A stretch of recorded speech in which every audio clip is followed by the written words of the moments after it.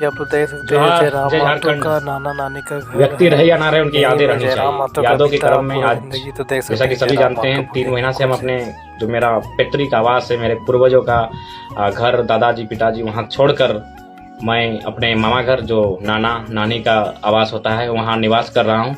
तो आज कुछ यादें ही अब पुरानी बची हैं। बाकी समय के साथ कैसे इंसान भी परिवर्तन होता है, इंसान के रहने के तौर तरीके बदलते हैं, वह चीज़ें भी आज देखने को मिल रही है। ऐसे चैनल वालों के माध्यम से आपको मेरे परिवार, मेरा गांव, उसकी जानकारी मिली होगी, लेकिन वास्तविकता यह है कि मेरा जन्म मेरे घर पे नहीं अभी तो मेरे मामा घर में हुआ है और यही मेरा बचपन बीता है। और आज जो मेरी शैली है, चाहे बात करने की या मेरे एजुकेशन की, ये सारा योगदान मेरे इस माटी का है। इसी माटी में मेरा परवरिश हुआ। ये आंगन, ये लोकेशन आप देख सकते हैं, ये आंगन, चारों तरफ मिट्टी के मकान, और झारखंड का मतलब ये मिट्टी, मिट्टी के मकान, ये चारों तरफ लोकेशन, छोटा सा आंगन,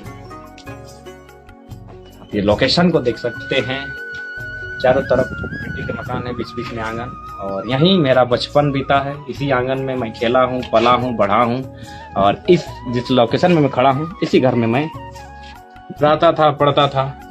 और एक छोटा सा परिवार, हालांकि अभी भी परिवार के सदस्य हैं लेकिन अभी दूसरे घर में जा चुके हैं, और नाना नानी दुनिया में नहीं रहे, उनके पिताजी माताजी भी दुनिया में नहीं रहे, छोटी नानी है।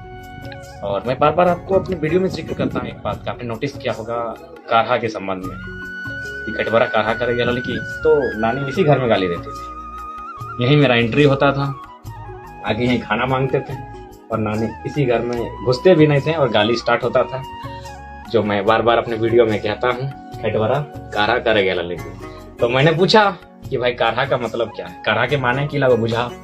नानी ने नहीं बताया। उनके जो ससुर जी थे यानी मेरे नाना के पिताजी, वे उस घर में रहते थे, आप लोकेशन को देख सकते हैं, उस घर में वे रहते थे। उन्होंने यहीं पे खाट को यहीं बिछाया, इसी जगह पर खाटी, खाटी आप समझ रहे, खाटी, उस खाटी को यहीं पर बिछाया और उन्होंने बताया कि काढ़ा का क्या मीनिंग है। तो ये घर, ये आंगन, ये पूरा गांव यादों से जुड़ा हुआ है। मेरा बचपन, मेरा जन्म, मेरी प्राइमरी तक की शिक्षा, एजुकेशन यहीं पर हुई है, और ये क्रिकेट खेलना यहीं से सीखा है मैंने। और कहीं ना कहीं आज जो स्पीकिंग कैपेसिटी है इस मिट्टी का भी देन है। यहीं के लोग, मेरे नाना नानी, उनके पिताजी माताजी, मौसा मौसी, और भी मेरे मामा मामी, सबका सहयोग रहा है, जिस कारण आज मुझ में अगर कुछ भी थोड़ा सा जस्ट इम्प्रूवमेंट है इन्हीं कारणों से।